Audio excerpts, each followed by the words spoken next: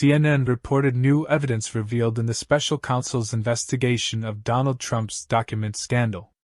Now legal experts are explaining just how bad it is for the former president. According to a National Archives letter to Trump on May 16, the staff intends to provide special counsel Jack Smith 16 records that would reveal the White House advisors were taught the appropriate way to declassify documents. The 16 records in question all reflect communications involving close presidential advisors, some of them directed to you personally, concerning whether, why, and how you should declassify certain classified records. Acting Archivist Deborah Steedle-Wall wrote to Trump in a letter obtained by CNN. This isn't the first time that Trump has failed to scapegoat others for the documents that ended up at Mar-a-Lago. Top Trump advisor Kash Patel told a far-right outlet that the General Services Administration, GSA, packed up Trump's boxes, and they were the ones who somehow forced Trump to steal the documents. Not long after, the GSA released a letter saying that they required the staff to sign off on the contents in the boxes. Posting the CNN report on Twitter, former Republican ethics czar for George W. Bush, Richard Painter, explained that it's an example of Trump lying to the federal government, a breach of 18 U.S.C. 1001.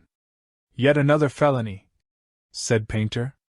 National security lawyer Mark Zaid said that Trump's awareness of the classification process goes to Trump's state of mind, which is what criminal cases are generally about.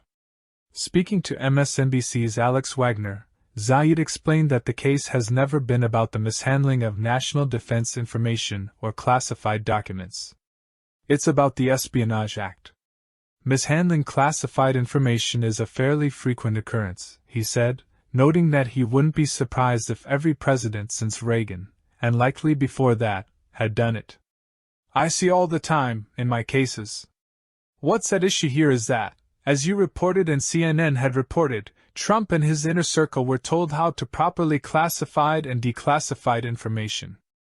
And I will say even further, because I independently verified it, that they were instructed in the days and weeks before leaving the White House for the transition on how to pack up the documents so as not to take classified information. He pointed to the obstruction piece of the case as being another problem for Trump. If leaks are to be believed, Zaid said, Trump not only mishandled the information but also sought to hide it from the U.S. government and obstruct the investigation by deliberately acting on that, as well as giving instructions to others, possibly, even his lawyers, as to where to move the documents around Mar-a-Lago.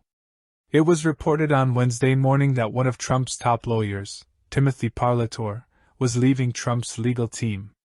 Parlatore testified before the grand jury in December 2022, which put him in a conflict, where he would be serving as a witness and a lawyer in the same case. Parlatore claimed it was an unrelated issue. The reason Parlatore might have been called in to testify before the grand jury is that he was the lawyer that organized the searches for additional documents at Trump Tower, Mar-a-Lago, Bedminster, a Palm Beach office, and the storage unit in Florida. Attorney-client privilege has a key exception to it. The privilege can be eliminated if the service of the lawyer was for the purpose of engaging in a crime or fraud. It isn't even necessary that the lawyer know they're part of the crime or fraud.